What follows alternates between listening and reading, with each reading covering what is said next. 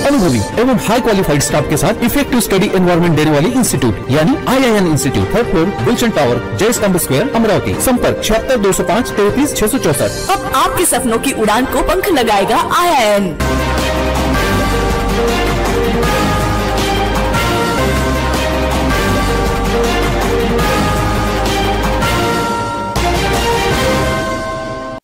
परतवाडा येथून एसटी बसने अमरावती येत असता एका ऑटोने घराकडे जात असताना ऑटोतच बॅगची चेन उघडलेली आढळली। यात बॅगची पाहणी केली असता पर्स मधून एकूण 30,000 रुपये किमतीचे सोन्याचे आभूषण अज्ञात चोरट्याने लंपास केल्याचे लक्षात आले। यावर फिर्यादी महिलेने गाडगेनगर पोलीस स्टेशन गाठून अज्ञात चोरट्याविरुद्ध तक्रार दाखल केली आहे। 20 जून रोजी फिर्यादी महिला परतवाडा येथून बसने अमरावती येत असताना एसटीतून शेगाव नाका उतरली।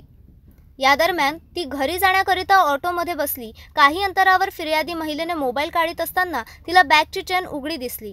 त्यात असलेली छोटी पर्समध्ये तिने पाहिले असता 2.5 ग्राम सोन्याची अंगठी, 3 ग्राम सोन्याचे कानातले, 3 ग्राम पोत पेंडॉल, 7 ग्रामचे मणी असा एकूण 15.5 ग्राम वजनाचा एकूण किंमत 30,000 रुपये किमतीचे आभूषण अज्ञाताने चोरी केल्याचे लक्षात आले। या घटनेनंतर महिलेने थेट गाडगेनगर पोलीस स्टेशन गाठून अज्ञात विरोधात तक्रार व्यक्त केली। यावर गाडगेनगर पोलिसांनी अज्ञात आरोपी विरुद्ध कलम 371 भादवीसह गुन्हा दाखल करून तपास सुरू करण्यात आलाय।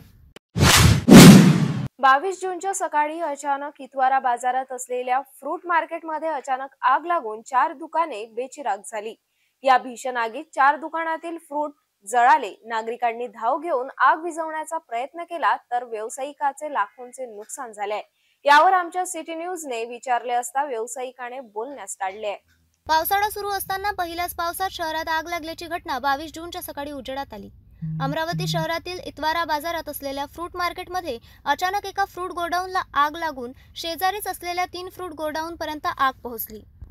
4ही गोडाऊन मधील असलेले फळं जळून बेचिराख झाली।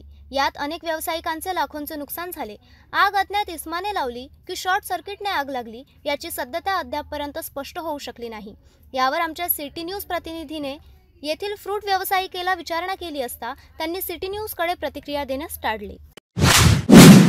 मुलाला नोकरी लावून देण्याच्या उद्देशाने फिर्यादी महिलेकडून तब्बल 14,50,000 रुपयांची मागणी केली। यात महिलेला बनावट ऑर्डर दिल्याचे लक्षात येताच महिलेने सिटी कोतवाली पोलीस स्टेशन गाठून तक्रार दाखल केली।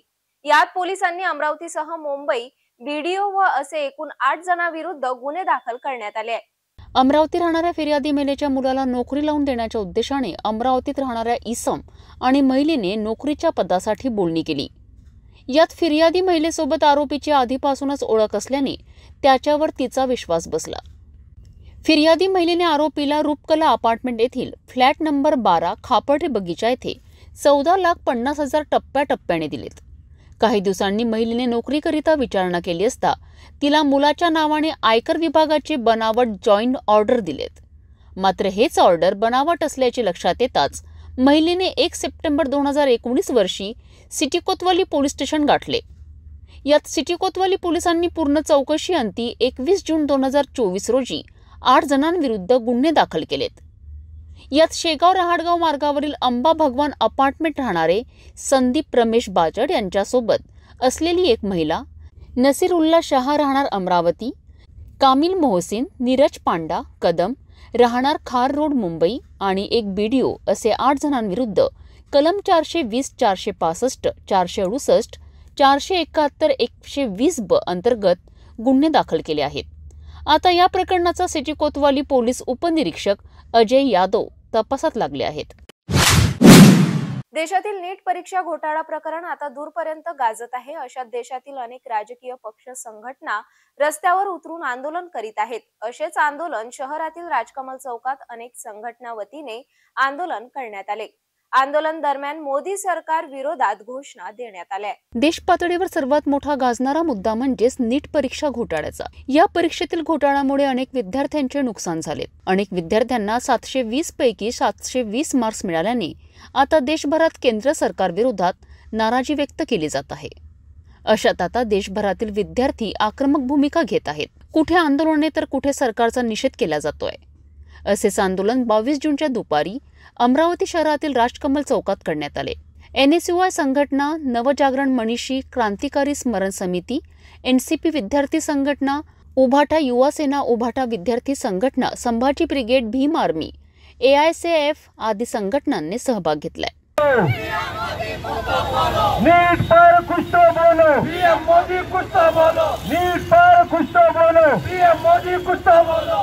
नीट पेपर लीक की बीजेपी सरकार मुर्दाबाद। नीट पेपर लीक की बीजेपी सरकार मुर्दाबाद। पेपर लीक की बीजेपी सरकार मुर्दाबाद मुर्दाबाद। पेपर लीक की बीजेपी सरकार मुर्दाबाद मुर्दाबाद। दिल्ली येथे नीट UGCच्या पेपरमध्ये झालेल्या गैरप्रकारावर विद्यार्थ्यांनी शांततेच्या मार्गाने सुरू असलेल्या आंदोलनावर पोलिसांनी करण्यात आलेल्या अन्यायाविरोधात यावेळी घोषणा देण्यात आल्या।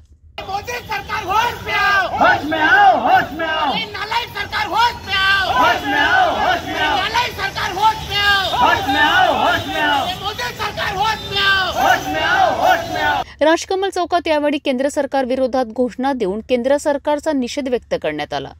युवकांचं भवितव्य अंधारात निघून जाते।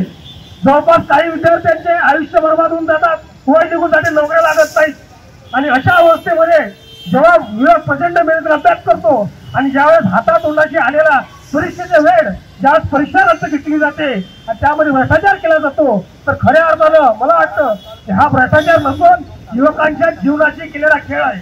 युवकांच्या अभ्यासाची, युवकांच्या त्यागाची हा त्यांच्या आयुष्याची खेळखंडोबा चालवला आहे। म्हणून अमरावतीतील युवकांनी या विरोधात एकवटायला पाहिजे, या विरोधात आवाज उठवायला पाहिजे। जर युवकच आपल्या समस्येबद्दल बोलत नसेल तर बाकीच्या लोकांना त्या बाबत बोलण्यासाठी गरज उरणार नाही। म्हणून युवकांनी या मुद्द्यावर स्वतः येऊन बोललं पाहिजे। लीक झाला आणि एका सेंटरवरची विद्यार्थ्यांना पैकीच्या पैकी मार्क्स मिळालेले, ही गोष्ट खरी आहे आणि आजपर्यंतच्या इतिहासात नीट परीक्षेमध्ये कोणालाही पैकीच्या पैकी मार्क्स आतापर्यंत मिळालेले नाही आहे। हा NTA कंपनीद्वारा करण्यात आलेला एक घोटाळा आहे। या घोटाळ्याचं जेव्हा विद्यार्थ्यांद्वारा या घोटाळ्याबद्दल प्रश्न विचारण्यात आला तर त्यांना NTA कडून समाधानकारक उत्तर देण्यात आलेलं नाहीये। केंद्रीय शिक्षण मंत्री धर्मेंद्र प्रधान यांनी आपल्या पदाचा राजीनामा द्यावा अशी मागणी सुद्धा घोषणा देऊन करण्यात आली। पैसे घेऊन विद्यार्थ्यांचे जीवन आणि त्यांचं येणारं करिअर हे BJP सरकारने ऐरणीवर आणलाय आणि यावर ते कुठलीही जबाबदारी स्वीकारण्यास मंजूर नाहीये। तरी आमची मागणी आहे की नीट परीक्षा ही देशभर पुन्हा व्हावी आणि याचे जे दोषी आहे त्यांना कठोरात कठोर कारवाई देण्यात यावी, जेणेकरून देशामध्ये असा प्रकार पुन्हा घडणार नाही। आणि NTA ने काल ज्याप्रमाणे नेटचे पेपर कॅन्सल केले, ही पण विद्यार्थ्यांना मोठा झटका बसलाय। जे चांगले गेले त्या विद्यार्थ्यांचं नुकसान आहे, ज्यांचं वाईट गेलं त्यांचंही नुकसान आहे। राज्यातील अनेक पोलीस कार्यालयांतर्गत रिक्त पोलीस जागेकरिता 19 जून पासून मैदानी चाचणीला सुरुवात करण्यात आली आहे। मात्र पावसाळा असताना अनेक उमेदवारांना मैदानी चाचणी दरम्यान मुक्काम कुठे करावा हा प्रश्न उपस्थित झाल्याने शहर पोलीस आयुक्त नवीनचंद्र रेड्डी यांनी तात्काळ सर्व उमेदवारांना पोलीस विभागातील वसंत हॉल तात्पुरत्या स्वरूपात निवासाकरिता व्यवस्था करण्यात आली। याच वसंत हॉलमध्ये शहर ग्रामीण आणि SRPF पोलीस भरतीला आलेले 175 उमेदवारांनी मुक्काम केलाय। राज्यात रिक्त जागेकरिता पोलीस भरतीला 19 जून पासून सुरुवात झाली आहे। अशातच जून महिन्यात पावसाळा सुरुवात झाल्याने अनेक ठिकाणी मैदानी चाचणीला अनेक उमेदवारांना पावसाचा सामना करावा लागत आहे। अशातच अमरावती शहरात पोलीस भरतीला दाखल झालेल्या उमेदवारांना पावसापासून बचाव व्हावा या उद्देशाने पोलीस आयुक्त नवीनचंद्र रेड्डी यांनी पोलीस विभागाचे वसंत हॉल सर्व उमेदवारांकरिता तात्पुरत्या निवासाकरिता व्यवस्था करून दिली आहे। शुक्रवारी अमरावती शहर पोलीस भरतीचे 50 उमेदवार, ग्रामीण भरतीचे 100 उमेदवार तर CRPF पोलीस भरतीला आलेले 25 बाहेर गावातील एकूण 175 उमेदवारांनी वसंत हॉल येथे मुक्काम केलाय। मी राहणार कंधार, जिल्हा नांदेड इथून आलेला आहे। इथे काही पावसाळ्यामुळे मुलं जे 21 तारीख दिलेली होती मुलांना त्यांची पाऊस आल्यामुळे त्यांची राहण्याची व्यवस्था एकदम अतिशय चांगल्या प्रकारे केलेली आहे। ते पोलीस आयुक्तालयातील सर्व स्टाफ, सर्व कर्मचारी व्यवस्थित सुरळीतपणे एखादी कॅम्पस, एक मंगल कार्यालय करून मुलांना सुरळीतपणे राहण्याची व्यवस्था केलेली आहे। खाण्याची, जेवणाची व्यवस्था चांगल्या प्रकारे केलेली आहे। भातकुली तालुक्यातील ग्रामीण रुग्णालयात ECG आणि मनुष्यबळ संख्या वाढविण्यात यावे असे निवेदन भातकुली येथील माजी सरपंचसह रहिवाशांनी पालकमंत्री चंद्रकांत पाटील यांना दिले। यावेळी पालकमंत्री पाटील यांनी निवेदन स्वीकारून आश्वासन दिले। नागरिकांनी पाटील यांना सुपर हॉस्पिटल येथे गाठून निवेदन सादर केले. पालकमंत्री चंद्रकांत पाटील यांचा 22 जून रोजी अमरावती जिल्ह्यात नियोजित दौरा आयोजित असताना त्यांच्या हस्ते सुपर हॉस्पिटल येथील लॅबचे उद्घाटन करण्यात आले. यावेळी पालकमंत्री पाटील यांना गाठून भातकुली येथील रहिवाशांनी भातकुली रुग्णालयाबाबत निवेदन सादर केलेत. ग्रामीण रुग्णालय भातकुली येथील मूलभूत सुविधा तसेच ECG मशीन आणि कर्मचारी संख्या वाढविण्यात यावी अशा आशयाचे निवेदन सादर करण्यात आले. निवेदन सादर करीत असताना भातकुली तालुक्यातील दाढी पिढीचे माजी सरपंच गोपाल येवले, प्रफुल्ल श्रीनिवास, अमोल रडके व अनेक नागरिक उपस्थित होते. मी प्रफुल्ल श्रीनिवास, गोरदादेवी, तालुका भातकुली. आज पालकमंत्र्यांना आम्ही एक निवेदन दिलं. ग्रामीण रुग्णालय भातकुली हे आयुष्यमान भारत योजनेअंतर्गत ग्रामीण रुग्णालय तर झालं आहे, परंतु त्यात काही बेसिक ज्या फॅसिलिटीज आहेत त्या अजूनपर्यंत आम्हाला मिळत नाही आहे. साधी ECG मशीन पण अवेलेबल नाही आहे. त्यामुळे ग्रामीण भागातील रुग्णांचा म्हणजे मोठ्यापैकी म्हणजे ग्रामीण भागातील रुग्णांना खूप समस्यांचा सामना करावा लागतो आहे. त्यासाठी आम्ही आज पालकमंत्र्यांना निवेदन दिलं आहे आणि त्यांनी त्याचा पाठपुरावा करून आम्हाला त्या बेसिक सुविधा उपलब्ध करून द्याव्या अशी निवेदन आम्ही त्यांना लेखी स्वरूपात दिलं आहे. मुद्दा हा होता की आम्हाला तिथल्या बेसिक फॅसिलिटी ज्या ग्रामीण रुग्णालयात मिळतात त्या मिळाव्यात भातकुली रुग्णालयात, आणि साधी ECG मशीन व त्याला लागणारं मानवी संसाधन हे उपलब्ध करून द्यावं. ऑक्सिजन मशीन वगैरे काय त्या बेसिक सुविधा उपलब्ध करून द्याव्या. यासाठी आम्ही खूप लोकांना बोललो पण त्याच्यावर काही कारवाई झाली नाही. पण आज आम्ही पालकमंत्री साहेब साधी एक ECG जरी अवेलेबल असली किंवा ऑक्सिजन सुविधा म्हणजे रात्री इमर्जन्सीसाठी पेशंट जर थोड्यापर्यंत तिथे वाचला तर तेच गोष्ट मोठी आहे आमच्यासाठी. देश विदेशातील सिंधी समाज बांधवांचे आराध्य दैवत अमर शहीद संत कवरराम साहिब यांचे शहीद वस्त्र मुंबई येथून अमरावती 28 जूनला आगमन होणार आहे. या ऐतिहासिक दर्शनाला राज्याचे मुख्यमंत्री एकनाथ शिंदे, उपमुख्यमंत्री देवेंद्र फडणवीस यांच्या हस्ते पूजन आणि दर्शन केले जाणार आहे. या शहीदी वस्त्राचे अमरावती रेल्वे स्टेशन ते कवरनगर पूज्य पंचायत सह सर्व पूज्य पंचायत पर्यंत मोठ्या उत्साहात रथयात्रासह दुचाकी रॅली काढण्यात येणार आहे, अशी माहिती आयोजित पत्रकार परिषदेत संत कवरराम धामचे संत साई राजेशलाल साहिब, कवर सचिव नानकराम आहुजा, डॉक्टर इंदरलाल गेमनानी, प्रेमचंद कुकरेजा, डॉक्टर रोमा बजाज, अनिता गागलानी यांनी स्पष्ट केली है. हमारे बच्चे का रक्षा करेंगे, जीत करेंगे. कई आज भी उनकी समाधि पे आके जो हाथ से पंखा हिलाया जाता है वो लेके बच्चे को देते रहते हैं. ऐसे कई किस्से आज भी देखने में और सुनने में आते हैं. तो इस ईश्वर के अवतार संत कवरराम जी की अंतिम निशानियाँ 29 तारीख को अमरावती में आ रही है. बड़े धूमधाम से जुलूस स्कूटर रैली के साथ अमरावती स्टेशन से निकल के कवरनगर, सिंधु नगर, नासीदर प्लाट, VIP कॉलोनी, शिव मंदिर, सेवा मंडल से होते हुए दस्तू नगर से होते संत कवरराम धाम पानगढ़ रोड पे जाएंगे. आप सभी से निमंत्रण है, आप भी हमारे साथ रहिए, इस अवसर का लाभ उठाइए और वहाँ चल के कवरधाम पे भी लंगर प्रसाद भी रहेगा अंतिम चरण में. और सभी मिलकर ये सेवा का मौका आया है अपने जीवन में, तो उसका लाभ उठाया जाए. धन्यवाद. अमर शहीद संत कवरराम साहब जो कि पूरे सिंधी समाज में पूरे विश्व के आराध्य संत हैं, उनकी शहीदी 1 नवंबर 1939 को हुई थी और उनके शहीदी वस्त्र और बाकी जुत्ती और अन्य जो उनके सामान थे उन सभी का 29 तारीख को अमरावती में लाया जा रहा है, मुंबई से अमरावती एक्सप्रेस से, और स्कूटर रैली के साथ रथ यात्रा के साथ संत कवरधाम ट्रस्ट की ओर से एक आयोजन रैली का किया गया है. और सभी दर्शनार्थ, सभी के श्रद्धालुओं के दर्शनार्थ यह रथ यात्रा निकलेगी. अमरावती एक्सप्रेस से श्रद्धालु लोग ला रहे हैं उसे.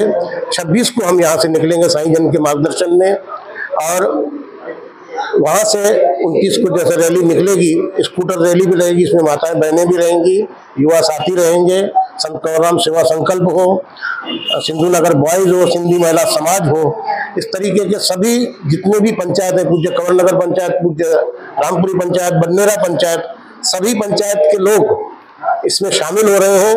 और यह बहुत बड़ा आयोजन संत कवरधाम ट्रस्ट की ओर से किया जा रहा है. मैं तुलसी सेतिया संत कवरधाम ट्रस्ट की ओर से, साईं परम पूजनीय साईं राजेश लाल साहब की ओर से आप सभी से निवेदन करता हूं कि बड़ी संख्या में आकर इस कार्यक्रम का लाभ लें और दर्शन लाभ लें। बेलोरा विमानतळ लगत असलेल्या अडगाव खुर्द येथे धम्मशांती विपश्यना मेडिटेशन सेंटरचे कार्य आता पूर्णत्वास आले असून याच भव्य सेंटरचे मोठ्या थाटात येणाऱ्या 26 जूनला सामाजिक न्याय दिनानिमित्त अनेक पूजनीय भंतेसह अनेक मान्यवरांवर त्यांच्या उपस्थितीत उद्घाटन सोहळा संपन्न होणार आहे।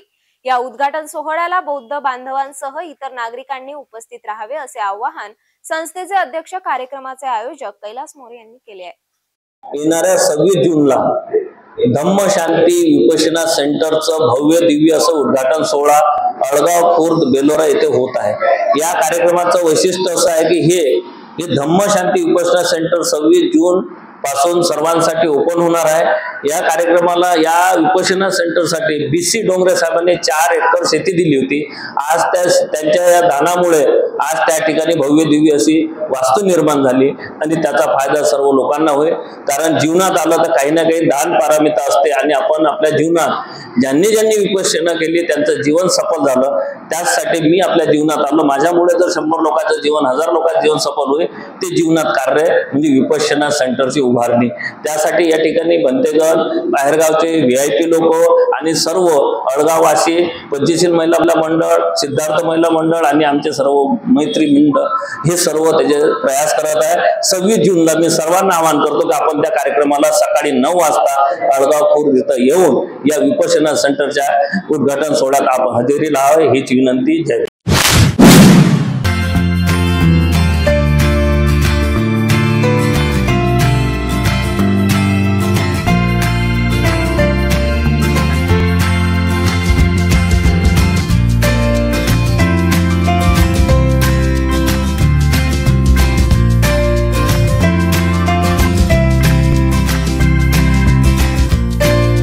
संपूर्ण लग्न बसता आराधना जवाहर रोड अमरावती। अमरावती विधानसभा क्षेत्रातील विद्यमान आमदार सुलभा खोडके यांनी पुन्हा येणाऱ्या विधानसभा निवडणुकीत निवडणूक लढविण्याचा निर्णय घेतला आहे। गाडगेनगर परिसरात झालेल्या बैठकीत होय मी अमरावती विधानसभा निवडणूक लढविणारच असे वक्तव्य करून सुलभा खोडके यांनी एल्गार पुकारला आहे। त्यांच्या घोषणेने उपस्थित शेकडो नागरिकांनी साथ देण्याचे एकमताने ठरविले आहे। आमदार सुलभा खोडके यांनी आता अनेक प्रभागात बैठक दौरा सुरू केला आहे।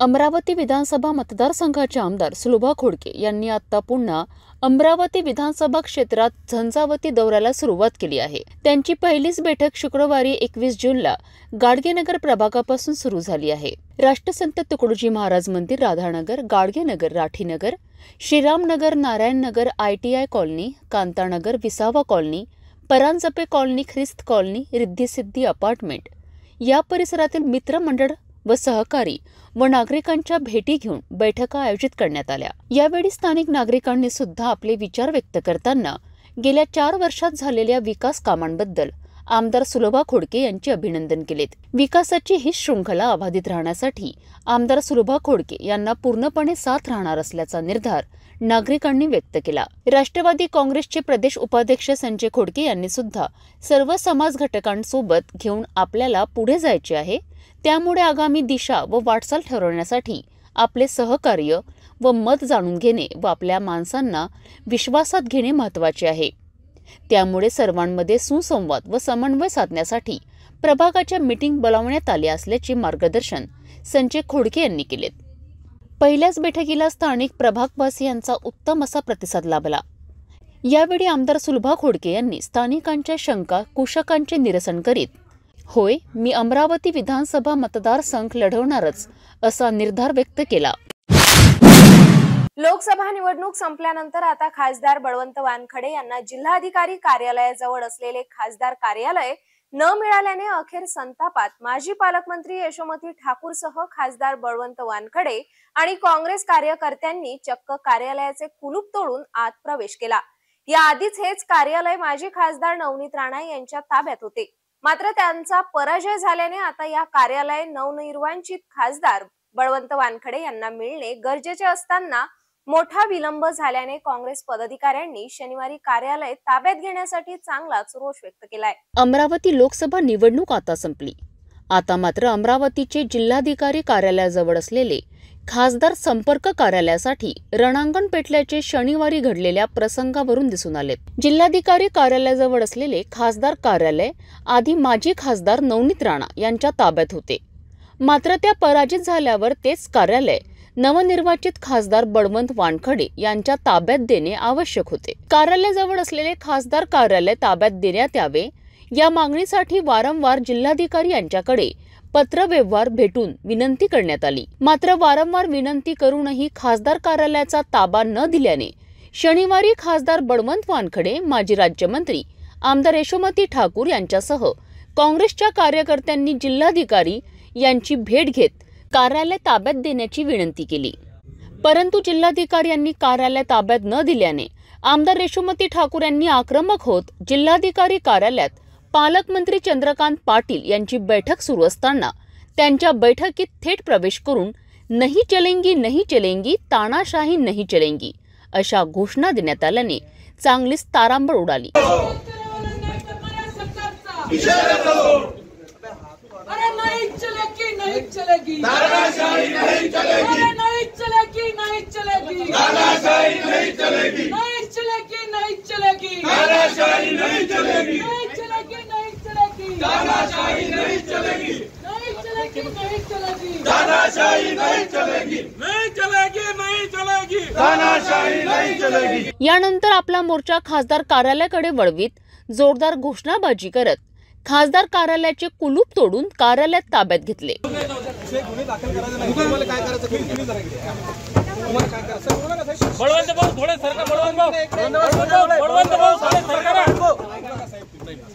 चर्चा करून घ्या ना तुम्ही. चर्चा केली आम्ही 4 दिवसापासून, चर्चा करून घ्या ना आपण तसं.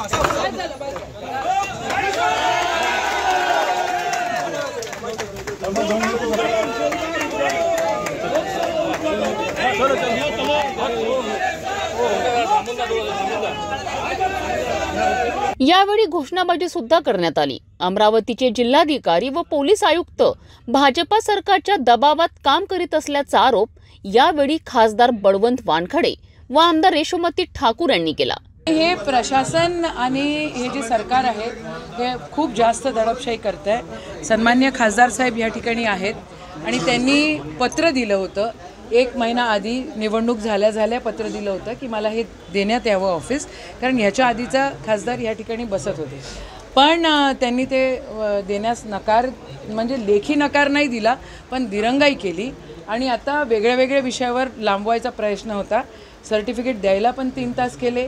आज DPDCची मीटिंग, पालकमंत्री आले, पालकमंत्र्यांनी बैठक घेतली, पालकमंत्र्यांनी त्या ठिकाणी काहीच विषय केलेला नाही. आम्हाला 1 रुपयाचा निधी त्या ठिकाणी नाही. खासदार साहेबांना मला तिथं ऑफिशियली बोलवणं नाही आणि ते तर नाहीच नाही, म्हणजे खासदारांना इथं बसायचं नाही असा त्यांनी निर्धार केला. आम्ही आंदोलन केलं. खासदाराच्या ताब्यामध्ये हे ऑफिस होतं. आताही खासदाराच्या लोकांनी आणि महाविकास आघाडीच्या लोकांनी हे ताब्यात घेतले.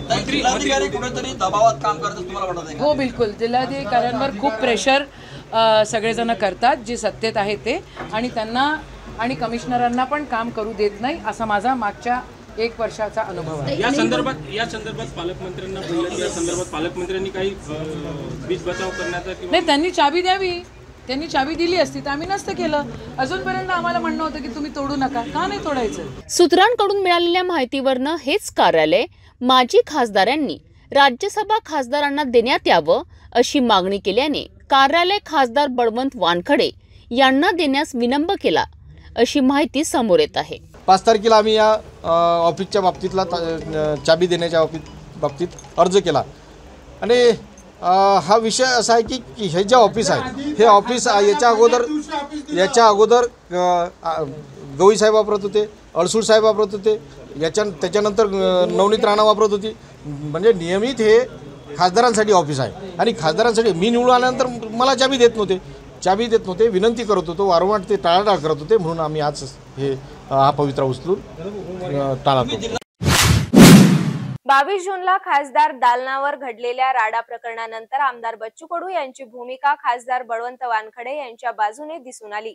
जिल्हाधिकाऱ्यांनी बळवंत वानखडे यांना कॅबिन द्यायला पाहिजे होतं, मात्र जिल्हाधिकाऱ्यांनी पक्षपात करू नये अशी प्रतिक्रिया व्यक्त करून एका खासदारासोबत जिल्हाधिकारी अशा प्रकारचं वागत असेल तर आम्ही त्यांचा निषेध करतो असे आमदार बच्चू कडू यांनी स्पष्ट केले। बळवंत वानखडे यांनी जे केलं त्यांचं आम्ही समर्थन करतो। जिल्हाधिकारी पक्षपात करत असेल तर ते चुकीचं आहे। जिल्हाधिकाऱ्यांना सरकारने समज द्यावी अशी प्रतिक्रिया सुद्धा आमदार बच्चू कडू यांनी स्पष्ट केली आहे। मला असं वाटतं का कलेक्टरने ती कॅबिन द्यायला पाहिजे होती। कलेक्टरने असा पक्षपात करू नये। एका खासदारासोबत अशा प्रकारचा जिल्हाधिकारी वागत असेल तर त्याचा आम्ही निश्चितच निषेध करतो आणि अशी वेळ खासदाराला येत असेल तर याच्यासारखी दुर्दैवी गोष्ट नाही आणि बळवंतांनी जे केलं त्याचं आम्ही समर्थन करतो। बोंडेंना आता मला समजत नाही एवढा मोठा माणूस असं का वागतंय। भेटा लागेल त्यांना, भेटून आम्ही समजून सांगू बोंडेंना। नाही आता ते एका दिवसासाठी अर्ध्या दिवसासाठी येते तर तोडगा कसं काढणार ते। एक दिवस मुक्कामी आले पाहिजे पालकमंत्र्यांनी, 2-3 दिवस तर मुक्कामी आले पाहिजे। जिल्हाधिकारी पक्षपात आता तेच तर मी पहिले म्हटलं ना, पक्षपात जर करत असेल कलेक्टर आणि असं वागत असेल तर चुकीचंच आहे। कलेक्टरांनी निपक्षपणे वागलं पाहिजे। नवनीत राणाला कॅबिन आहे बळवंताला देत नसेल तर मला वाटतं याचा अर्थ काय निघतंय। कलेक्टरला समज द्यावी सरकारनं। कोणी अमरपट्टा घेऊन कोणी जन्माला येत नसतं, इंदिरा गांधी यांचेही सरकार गेले होते अशी प्रतिक्रिया अमरावतीचे पालकमंत्री चंद्रकांत पाटील यांनी वक्तव्य केलं। पालकमंत्री पाटील 22 जून रोजी अमरावती दौऱ्यावर आले असता यावेळी स्पष्ट केले। त्यांच्या पार्टीमध्ये त्यांनी विश्लेषण काय करावं, उपाययोजना काय करावी हा त्यांच्या पार्टीचा विषय आहे। त्याच्यावर मी टिप्पणी करण्याचं काही कारण नाही। अजित पवारांची कोंडी होते का महायुतीत? असं नाही, आता बजेट ते मांडणार आहेत। बजेट लिहिण्याचं काम खूप जोरात चाललं आहे। खूप बारीक बारीक गोष्टींचा विचार करून ते काही नवीन नवीन योजना आणत आहेत आणि त्यामुळे कोंडी होत असती तर ते म्हणाले असते की मी बजेट मांडत नाही म्हणून। शरद पवार त्यांची कोंडी बिंडी काही होत नाही। खूप चांगल्या वातावरणामध्ये ही जी आमची त्रिमूर्ती आहे, एकनाथजी, देवेंद्रजी, अजितदादा, ही त्रिमूर्ती अतिशय चांगल्या वातावरणात काम करते। त्रिमूर्ती कुठे कमी पडली लोकसभेत सर? असं आहे की कोणीही अमरत्वाचा पट्टा घेऊन आलेला नसतं। इंदिरा गांधी, स्वर्गीय इंदिरा गांधी ह्या इतक्या टॉपला गेल्या पण 77ला हरल्या, सरकार गेलं, मोरारजी देसाई सरकार आलं, राजनारायणसारख्या तशा एका सामान्य नेत्याने त्यांना पाडलं। पण अमरपट्टा घेऊन येत नसतं म्हणजे काय, पुन्हा 80ला सरकार गेलं, पुन्हा 80ला इंदिरा गांधी पंतप्रधान झाल्या, पुन्हा येतं अमरपट्टा घेऊन आपण जन्माला येत नसतो म्हणजे काय। तर 84ला अनपेक्षितपणे त्यांची हत्या झाली आणि त्यांचा मुलगा राजीव गांधी कोणाचे ध्यानीमणी नसताना 418 का 414 जागा घेऊन पंतप्रधान झाला। पुन्हा एकदा 2000 आता एवढ्या जागा ज्यांच्या त्यांच्या 3-4 वेळा तर टमवायला पाहिजे ना। पुन्हा एकदा 89ला VP सिंगांचं सरकार आलं, जे VP सिंगांचे ध्यानीमणी नव्हतं, VP सिंगांना मेजॉरिटी मिळाली नव्हती। BJPने आपले सगळे 182 खासदार त्यांच्या मागे उभे केले आणि ते पंतप्रधान झाले। त्यामुळे राजकारणामध्ये, धंद्यामध्ये, संस्था चालवण्यामध्ये कोणी अमरपट्टा घेऊन आलेला नाही आणि त्यामुळे आत्ताचा पराभव हा लोकांना एखादा विषय नीट पोचला नाही त्याच्यातून हा पराभव आहे असं आम्ही मानतो। लोकांना मोदीजींनी जे देशाचं कल्याण केलं ते कल्याण केलेलं खूप आम्ही भेटीगाठी केल्या, सभा केल्या, बैठका केल्या, पण त्यात आम्ही बोललो बरोबरीने खोटा नॅरेटिव्ह सेट करण्यात हे जे यशस्वी झाले की घटना बदलणार आहे, घटना बदलणार आहे, घटना बदलणार आहे, जिथे जिथे शक्य आहे तिथे त्या नॅरेटिव्हला आम्ही टक्कर दिली। उदाहरणार्थ पुण्यामध्ये आम्ही ही मांडणी केली व्यवस्थित की बाबा रे, पंडित जवाहरलाल नेहरू ते मोदीजी ह्या इतक्या सगळ्या कालावधीमध्ये इतके पंतप्रधान झाले, त्यात 106 वेळेला घटनेत दुरुस्ती झाली आहे, 106 वेळा।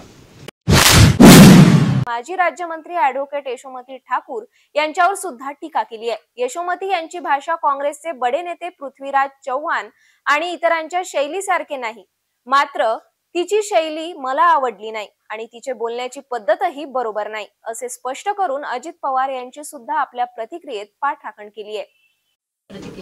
नाही, खरं म्हणजे माझं मत विरोधी पक्ष असूनही काँग्रेसबद्दल एक चांगलं संस्कृती, ज्याला म्हणतात की वागण्या बोलण्यातले एथिक्स, असं माझं मत होतं. कारण मी पृथ्वीराज चव्हाणांना पाहतो, मी बाळासाहेब थोरातांना पाहतो, मी विखेंना पाहतो की किती नम्र, वर्षाताई गायकवाडांच्या वडिलांना एकनाथ गायकवाड स्वर्गीय त्यांना पाहतो.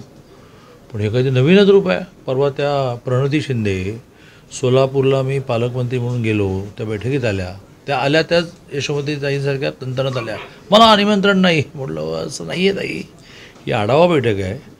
मग तुमचे 2 आमदार कसे? तर ते आले, तुम्ही पण आला, बसा. याचं निमंत्रण वगैरे नाही आहे, ही प्रशासकीय बैठक आहे. बसल्या 2-2.5 तास बसल्या, रमल्या बैठकीमध्ये, खूप सूचना केल्या. नंतर त्यांच्या कार्यकर्त्यांच्या मेळाव्यामध्ये जाऊन काय म्हणाल्या की मला सॉरी मला 4 तास लेट झाला, पण त्या चंपांच्या बैठकीला गेलो होतो. चंपा, तर माझं वय काय, तुझं वय काय, पण मी माझी संस्कृती सोडणार नाही. मी म्हणायला गेलो तर केवढ्याला पडेल. तसं यशोमतीताई कधीही नॉर्मल बोलतच नाहीत. असा त्यांचा हात आणि असं लगेच अरे ताई बसा, हो ताई चहा घेऊ, ताई मला आता 3 मिनटापूर्वी विषय कळला, नाही नाही नाही कुल्ली द्या नाही तर तोडतो. तुम्ही तोडायचं की नाही तोडायचं याचा निर्णय माझ्याकडे तुम्ही मागायला आलाय का? मी म्हटलं की नाही तोडायचं. तर तुम्ही मी तुमच्या भावासारख्या म्हणून मला ऐकणार आहात का? मग तुम्ही आलात कशाला? तोडणार जा तोडा. हे नवीन आहे.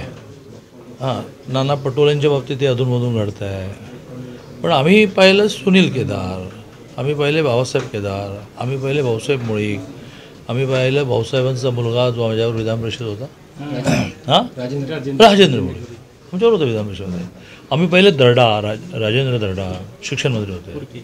हां, वसुंधरा पुरके, ही खूप नावं घेता येतील. पण हे काहीतरी नवीनच आहे बाबा, सरळ बोलायचंच नाही. आजचा घडलेला प्रकार आपल्या मते योग्य ना? हे बघा, तुम्ही ते कार्यालय मागताय, मला कळलं किती मिनटापूर्वी, 3 मिनटापूर्वी. वानखेडेजींना मी मानलं तर ते वानखेडेजी मी म्हणतो त्या कल्चरमधले दिसत आहेत. माझा परिचय कमी आहे, पण जिल्हा बैठकीला विधानसभेत भेटलो. मी त्यांना म्हटलं वानखेडेजी तुम्ही काही काळजी करू नका, कलेक्टर 10 दिवस सुट्टीवर झालेत, आल्यानंतर आपण काहीतरी मधला मार्ग काढू, 2 भाग करू, खालीवर करू, त्याला लागणारे फर्निचरचे पैसे मी नियोजन म्हणून देतो. ते म्हणाले ओके म्हणून बाहेर गेले. तर आमच्या ताई सापडल्या आणि ताईने त्यांना बहुतेक झापलं. असं बोलायचं असतं का? चल मी तुला कसं बोलायचं दाखवतो, मोठे घेऊन आले. सर, कार्यालयाचा वाद पेटला नेमका. किचन गृहिणी से जुड़ा एक अटूट हिस्सा, जहां उसे मिले हर एक चीज अपनी सही जगह पर. इसलिए Amba stainless steel kitchen trolley आपको लगने वाली साइज अनुसार, आपके किचन के अनुसार, बिल्कुल आपकी इच्छा अनुसार उच्चतम क्वालिटी के किचन ट्रॉलीज मैन्युफैक्चरिंग से सीधे आप तक, यानी 100% वाजिब दाम, ना देखभाल की जरूरत, ना जंग लगने की परेशानी, आसानी से वॉश करने हेतु उत्कृष्ट कैरियर सिस्टम, साथ ही स्टेनलेस स्टील जीना रेलिंग, डेकोरेटिव ग्रिल एवं गेट भी हम बना कर देते हैं. Amba stainless steel kitchen trolley, Dastur Nagar Chowk के पास, MIDC रोड, अमरावती, महाराष्ट्र. राज्याचे उच्च व तंत्र शिक्षण मंत्री तसेच अमरावतीचे पालकमंत्री चंद्रकांत पाटील यांच्या हस्ते सुपर स्पेशालिटी हॉस्पिटल येथे नव्याने निर्माण करण्यात आलेल्या कॅथ लॅबचे फीत कापून लोकार्पण करण्यात आले. यावेळी उद्घाटन कार्यक्रमाला अनेक लोकप्रतिनिधीसह राजकीय पदाधिकारी उपस्थित होते. या दरम्यान पालकमंत्री पाटील यांनी रुग्णालयातील कर्मचाऱ्यांशी संवाद साधलाय. महाराष्ट्र उच्च तंत्र शिक्षण मंत्री तसेच अमरावती जिल्ह्याचे पालकमंत्री चंद्रकांत पाटील यांचा 22 जून रोजी अमरावती दौरा नियोजित असताना पाटील यांनी आधी जिल्हाधिकारी कार्यालयात आढावा बैठक घेऊन शहरातील सुपर स्पेशालिस्ट रुग्णालयाकडे प्रयाण केले. सुपर स्पेशालिस्ट रुग्णालयात असलेल्या कॅथ लॅबचे फीत कापून उद्घाटन करण्यात आले. यावेळी राज्यसभा खासदार अनिल बोंडे, आमदार प्रवीण पोटे, भाजप पदाधिकारी तुषार भारतीय, भाजप महिला पदाधिकारी निवेदिता चौधरी, सुपर स्पेशालिस्ट हॉस्पिटलचे प्रमुख डीन डॉक्टर अमोल नरोटे यांच्यासह भारतीय जनता पार्टीचे अनेक पदाधिकारी उपस्थित होते. आपल्या इथे जी नव्याने सुरू झालेली कॅथ लॅब आहे, मागच्या वर्षी सुरू झाली, मागच्या वर्षी DPTCमध्ये ती मंजूर झाली होती. 6 महिने झाले त्याला जो रिस्पॉन्स मिळालेला आहे, ज्यामध्ये कॅन्जिओग्राफी, एन्जिओप्लास्टी आणि पेसमेकर, इम्प्लांट, टेम्पररी, परमनंट ह्या संदर्भातल्या सगळ्या ज्या मशीनद्वारे आणि ज्या ऑपरेशन थिएटरमध्ये होतं त्याचं उद्घाटन करण्यासाठी माननीय पालकमंत्री सर चंद्रकांत पाटील सर इथे आलेले होते. त्यांच्या वतीने त्यांनी त्यानंतर आपल्या इथे 40वी किडनी ट्रान्सप्लांट झाली. त्या 40व्या किडनी ट्रान्सप्लांटमध्ये जो डोनर आहे त्याचं मानवी अवयव प्रत्यारोपणच्या संदर्भात जी किडनी ट्रान्सप्लांट केली होती, ज्याने दान केली होती ती किडनी, त्याचा आपण आज इथून डिस्चार्ज झालेला आहे, त्याला ते डिस्चार्ज कार्ड त्यांच्या हस्ते देऊन त्यांचं म्हणजे मनोधैर्य वाढवण्याच्या दृष्टीने आपण त्यांना सरांच्या हाताने पालकमंत्री सरांच्या हाताने आपण त्यांना हे दिलेले आहे. आणि त्यानंतर हे जे हॉस्पिटल आहे यामध्ये आपल्याकडे 8 डिपार्टमेंट सुरू आहेत. Neurology, cardiology, neurosurgery, cancer unit, chemotherapy, plastic surgery, paediatric surgery, nephrology, urology आणि बाकीच्या किडनी ट्रान्सप्लांट या सगळ्या युनिटमध्ये याचाच म्हणजे पहिला उपचार झाला का? भारतातलं पहिलं ठिकाण आहे जिथे 40 किडनी ट्रान्सप्लांट सार्वजनिक आरोग्य विभागाच्या अंतर्गत झालेले आहे इथे. आणि 40 किडनी ट्रान्सप्लांट आपल्याकडे झालेले आहे आतापर्यंत आणि त्या सगळ्या सक्सेसफुल झाले.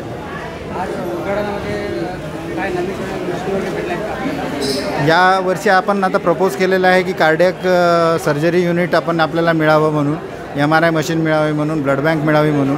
स्टेटकडून काही प्रलंबित बाबी आहेत, त्या बाबी आज यावर्षी मार्गाने लागण्याचे आम्हाला संकेत मिळालेले आहे. त्या दृष्टीने तिथून ज्या गोष्टी आम्हाला मिळणार नाही त्यामध्ये DPTCमध्ये आम्ही त्या गोष्टी मान्य जिल्हा शल्यचिकित्सक सरांच्या माध्यमातून आम्ही प्रस्तावित करू व त्या दृष्टीने आमची पुढे आगेकूच चालणार आहे. यामध्ये जो सुपर हॉस्पिटलच्या बाबतीत जे सरांनी विचारलं आल्या आणि बघितल्यानंतर की या हॉस्पिटलसारखा बाकीचे लोक का किंवा बाकीच्या हॉस्पिटलांनी हे घ्यायला पाहिजे, म्हणजे चांगला उद्देश इथून घेऊन जायला पाहिजे त्यामध्ये. परंतु इथल्या हॉस्पिटलचा जर सांगायचं असलं तर इथल्या डॉक्टरचे जे डॉक्टर कर्मचारी वृंद लोकांचा रुग्णांचा या हॉस्पिटलप्रती विश्वास, त्यानंतर प्रशासनाची जी जिल्हा प्रशासन आहे, कमिशनर मॅडम आहे, यांचा रेग्युलर आढावा फॉलोअप आणि लोकप्रतिनिधी जे इथले जे लोकल लोकप्रतिनिधी आहेत आणि पॉलिटिकल आपल्याला जे लोक आहेत त्यांचे सहकार्य, याच्या सगळ्यांच्या संबंध जे स्वरूप आहे हे फलित म्हणजे आपलं सुपर हॉस्पिटल आहे. त्याच्यामुळे लोकांचा यावर जास्त विश्वास आहे. महात्मा ज्योतिबा फुले आणि आयुष्यमान भारतच्या ज्या योजना आहेत त्या इथे लागू आहेत का? आणि लागू आहे. सामान्य व्यक्तींना याचा लाभ मिळत आहे का? महात्मा ज्योतिबा फुले योजना आणि आता नवीन कन्वर्ट झालेली आयुष्यमान भारत योजना ह्या इथे आपल्या इथे लागू आहे. या ठिकाणी आपण प्रत्येक रुग्णांना त्याद्वारे मोफत उपचार देतो आणि तो इतक्या चांगल्या प्रकारे चालू आहे की ते महाराष्ट्रातलं पहिलं असं हॉस्पिटल आहे, सगळ्यात नंबर 1 हॉस्पिटल की ज्यामध्ये आपण जवळपास यावर्षी 1,90,00,000 रुपये रेव्हेन्यू शासनाला 25% स्वरूपात परत केलेला आहे, म्हणजे रिटर्न भरलेला आहे. म्हणजे सर्वात मोठा रेव्हेन्यू जनरेटिंग डिपार्टमेंट असल्याकारणाने ऑब्व्हियसली बाकीचे 75% योजनेमध्ये पेशंटला भरपूर सारा फायदा झालेला आहे. आणि जवळपास 40 किडनी ट्रान्सप्लांट, 500च्या वर कार्डियक सर्जरी, 1500च्या वर डायलिसिस, हे छोटे सांगण्यासारख्या गोष्टी आहेत. परंतु खूप मोठे ऑपरेशन्स, न्यूरोसर्जरी, कॅन्सरचे सर्जरी, ह्या सगळ्या सर्जरी आपल्या इथे पार पडलेल्या आहेत. या दरम्यान चंद्रकांत पाटील यांनी उपस्थित नागरिक आणि रुग्णालय कर्मचाऱ्यांसोबत संवाद साधला. वैद्यकीय सेवा करणारा डॉक्टर, नर्सेस, वॉर्डबॉय असा जो वर्ग आहे त्यांनी हे आपलं काम आहे. आपले आईवडील आजारी पडले तर आपण काय करू, आपण हिरिरीने करा अशा आपलं काम भूमिकेतून हे केलं. त्यामुळे हे चांगलं स्वरूप बघायला मिळत आहे. आणि म्हणून महाराष्ट्र शासनाने आता 1.5 लाखाची जी योजना होती, 1.5 लाखाचे उपचार मोफत, महात्मा ज्योतिबा फुले योजना, आरोग्य योजना, तिला आता 5 लाखामध्ये कन्वर्ट केलं आणि केंद्राच्या आयुष्यमान कार्डाशी जोडलं. आता महाराष्ट्राचं जे केंद्राचं कार्ड एकच असणार आणि 5 लाखापर्यंतचे औषधोपचार हे लोकांना फ्री होतील. याची हॉस्पिटल्स हळूहळू वाढवून तोपर्यंत सरकारी हॉस्पिटलमध्ये कार्ड तुम्हाला चालवावंच लागतं. आणि सरकारी हॉस्पिटल व्यतिरिक्त बाहेर जर प्रायव्हेटमध्ये जायचं असेल हळूहळू पॅनलवर आपल्याला पेशंटला घ्यावं लागेल. हे सरकार लांडग्यांचं आहे. आरक्षणाचा प्रश्न हे राज्य सरकारचं नाहीच. 10 वर्षात भाजपच्या एकाही खासदाराने मराठी अभिजात दर्जासाठी कधीच आवाज उठवला नाही, अशी प्रतिक्रिया उद्धव ठाकरे शिवसेनेचे खासदार अरविंद सावंत यांनी व्यक्त केली आहे. अरविंद सावंत 22 जून रोजी अमरावतीत आले असता त्यांनी पत्रकारांसमोर आपली भूमिका स्पष्ट केली आहे. विधानसभा तोंडावर आहे म्हणून हे सगळं टाइमपास सुरू आहे. थोडा वेळ लागेल पण सगळ्यांना सगळं कळेल. याचं काय होईल? महाराष्ट्र कालंकित झाला आहे. लाचार झाला आहे, लाचार माणसं तिथे बसले आहे, असेही यावेळी खासदार अरविंद सावंत यांनी स्पष्ट केलं आहे. असं आहे की हे सरकार लांडग्यांचं आहे, लबाड लांडगं डॉन करतं. त्या लांडग्यांच्या अवतादाला जाता का तुम्ही आणि त्यांच्या अवतानावर तुम्ही प्रतिक्रिया का देता? हा प्रश्न त्यांचा नाहीच आहे असं माझं मत आहे. मी ठामपणं बाहेरही बोलत आलो आणि लोकसभेत बोलत आलेलो आहे की माननीय सर्वोच्च न्यायालयानं वारंवार निर्णय दिलाय की 50% वरती आरक्षण देता येणार नाही. काल परवाकडे बिहारमधलं आरक्षण जे 62.5 त्यांनी केलं होतं, अगदी जनगणना करून केलं असं म्हणतात, ते आरक्षण सुद्धा उच्च न्यायालयाने रद्द केलं. एकमेव आरक्षण आहे 50%पेक्षा अधिक, ते आहे तामिळनाडूमध्ये, ते 69% आहे. आणि म्हणून मी लोकसभेमध्ये ही मागणी करत आलो की आरक्षणाची ही 50%ची मर्यादा आहे ती दूर करा. ती दूर केली आणि एक 70% जे काय तुम्हाला द्यायचंय ते, त्या टक्क्यांचं आरक्षण तुम्ही जाहीर केलं की त्याच्यानंतर जो काय म्हणजे 50-70 केलं समजा, तर जे 20% वाढतील त्या 20%मध्ये राज्य सरकारला त्याची अनुमती द्या की या 20%मध्ये जे जे म्हणून वंचित राहिले त्या सगळ्यांचं आरक्षण त्या 20%त असवा, त्यांच्या लोकसंख्येच्या प्रमाणात. ही मागणी मी तिथे लोकसभेत सतत करत आलेलो आहे. त्यामुळे जे ओबीसी वर्गाला सातत्यानं भय वाटते ते राहणार नाही आणि हे वरचं जे आकडा आहे त्याच्यामध्ये जे कोणी छोटे मोठे घटक राहिले असतील त्याला करता येईल. राज्याला का द्यावं? तर साधा धनगर तुम्ही उल्लेख केला, तिथं केंद्रामध्ये धनगड असा शब्द आहे.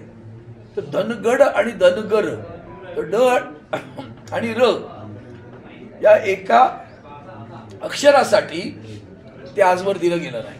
आणि म्हणून माझं म्हणणं आहे की हे आरक्षण हा विषय केंद्र सरकारचा आहे. हे लबाड लोक आहेत आणि या लबाड लोकांच्या नादी आमचा समाज लागतो, याचं मला दुःख आहे. आणि त्याच्यापेक्षा आणखीन दुःख आहे, समाजामध्ये लढाई लावून दिल्या आणि अनाजीपंत तिकडे बसलेत मजा बघत. कळलं का आपल्याला काही? आणि म्हणून माझीच प्रार्थना आहे आपल्याला की सगळे जे आंदोलन केंद्र सरकारच्या विरोधात करा.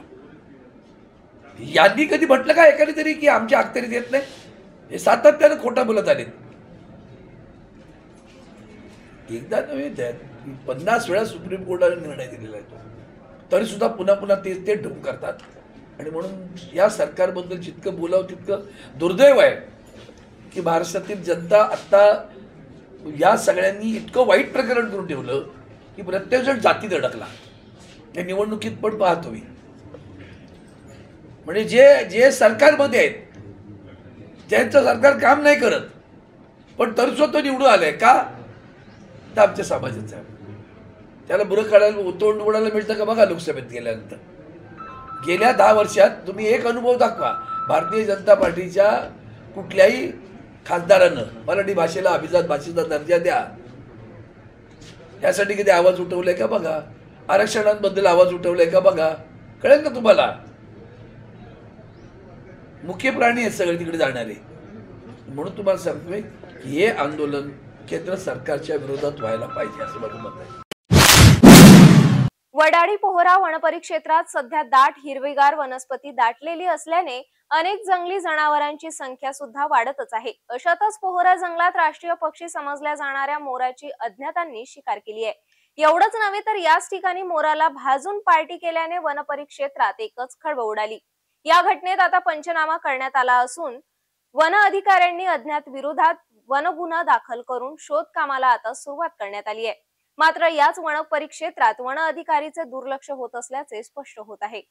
अमरावती शहरालगतच्या वडाळी वनपरिक्षेत्रातील पोहरा फेरीत राष्ट्रीय पक्षी मोराची शिकार करून जागीच भाजण्यात आले.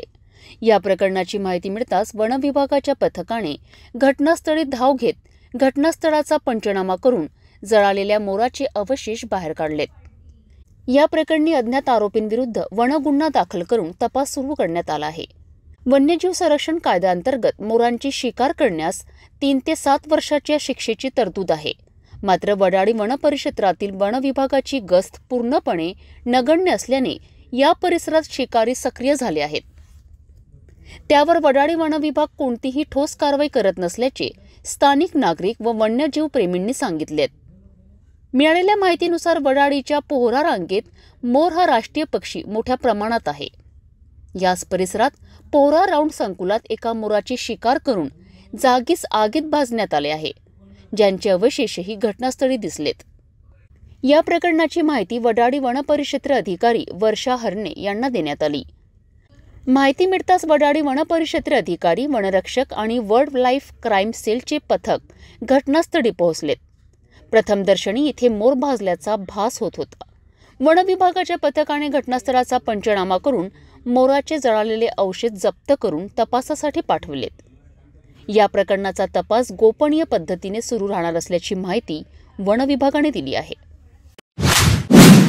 प्रसिद्धी मिळावी यासाठी आजच्या तरुण पिढीला रील्सचे वेड लागले आहे. रील तयार करण्यासाठी अनेकदा स्टंटबाजी केली जाते, तर बऱ्याचदा हे रील तयार करणे अनेकांच्या जीवावर बेतते. अशाच पद्धतीने रील तयार करण्याच्या नादामध्ये एका तरुणीने आपला जीव गमावल्याची घटना छत्रपती संभाजीनगर मध्ये घडली. कारमध्ये बसून रील्स बनवत असताना तरुणी कार सोबत दरीत कोसळली. या घटनेत तरुणीचा दुर्दैवी मृत्यू झाला आहे. छत्रपती संभाजीनगर जिल्ह्यातील दौलताबाद परिसरात असणाऱ्या सुलीभजन येथील दत्त मंदिराजवळ ही घटना घडली आहे. कारमध्ये बसून रील बनवणे एका तरुणीला चांगलंच महागात पडलं. नुकताच कार चालवायला शिकलेली तरुणी दत्त मंदिराजवळ कार चालवत रील बनवत होती. त्यावेळी या तरुणीने कार पुढे नेण्याऐवजी कार मागे नेली आणि मोठा अनर्थ घडला. कार सोबतच ही तरुणी दरीत कोसळली. या घटनेमध्ये 23 वर्षीय तरुणीचा जागीच मृत्यू झालाय. श्वेता दीपक सुरवसे असे या तरुणीचे नाव आहे. श्वेता छत्रपती संभाजीनगर शहरामध्ये राहत होती. ही तरुणी आणि तिचा मित्र शिवराज संजय मुळे हे दोघेही संभाजीनगर येथून एका कारने दत्त मंदिर परिसरात आले होते. या ठिकाणी तरुणी आपल्या मोबाईलमध्ये रील तयार करत होती. अशामध्ये तिने आपल्या मित्राला मी कार चालवून बघते, तू रील बनव असे सांगितले. मात्र ही तरुणी कार चालवायला नवीन असल्याने तिने कार पुढे नेण्याऐवजी कारचा रिव्हर्स गिअर टाकला आणि ही कार थेट दरीत कोसळली. या अपघातामध्ये श्वेता सुरेवारचा मृत्यू झाला असून तिच्या कुटुंबियांना मोठा धक्का बसला है. फुलताबाद पुलिस स्टेशन के अंतर्गत सूलीभंजन एरिया में, वहाँ पर थोड़ा पहाड़ी एरिया है, वहाँ पर ये 23 वर्षीय युवती है जिनका नाम श्वेता दीपक सुरवसे है. वो उनके मित्र के साथ वहाँ पर थी और वो गाड़ी चला रही थी. गाड़ी चलाते समय उन्होंने रिवर्स लिया और उनका बैलेंस नहीं बना. उसकी वजह से वो गाड़ी एक खाई में गिर गई है. इस दुर्घटना में जो युवती जिनका मैंने नाम बताया उनकी मृत्यु हो गई है. इसके बारे में खुलताबाद पुलिस स्टेशन में एक्सीडेंटल डेथ का एक मामला दर्ज है और उसका हम इन्वेस्टिगेशन कर रहे हैं. बहुत बार ऐसा होता है कि कुछ लोग घूमने जाते हैं और स्पेशली जो यंगस्टर्स हैं जब वो घूमने जाते हैं तो वहाँ पर वो रील्स बनाते हैं या फिर सेल्फीज निकालते हैं और उस दौरान उनके पैर फिसल जाते हैं या किसी दूसरे कारण से कई बार वो पानी में डूबने की घटनाएं भी होती है, कई बार ऊंचाई से गिरने की घटनाएं हो जाती है. ऐसे सभी युवक युवतियों को मेरा ऐसा संदेश है कि इस तरह की रील्स या फिर सेल्फीज लेते टाइम उचित दूरी बनाए रखें. अगर कोई गड्ढा है, पानी है या फिर यहाँ पर जो साइनेज लगे हैं, बोर्ड्स लगे हैं, सुरक्षा के बारे में आपको जो भी पुलिस की गवर्नमेंट के दूसरे ऑर्गेनाइजेशन की तरफ से जो सूचना दी गई है उसका पालन करें और किसी भी खतरनाक एरिया में जाकर सेल्फीज वगैरह ना निकालें. अपनी सेफ्टी का ध्यान रखें और सिर्फ सेफ एरिया में ही ये सब करें. सुलीभजन येथील दत्त मंदिराचा परिसर पावसाळ्यामुळे निसर्गरम्य असतो, त्यामुळे अनेक पर्यटक येथे येत असतात आणि वेगवेगळ्या प्रकारच्या रील बनवतात. मात्र आज या ठिकाणी कार चालवत रील बनवणे श्वेता सुरेवारच्या जीवावर बेतले. या अपघातामध्ये कारचा चक्काचूर झाला तर श्वेताचा मृतदेह शवविच्छेदनासाठी रुग्णालयात पाठवण्यात आला.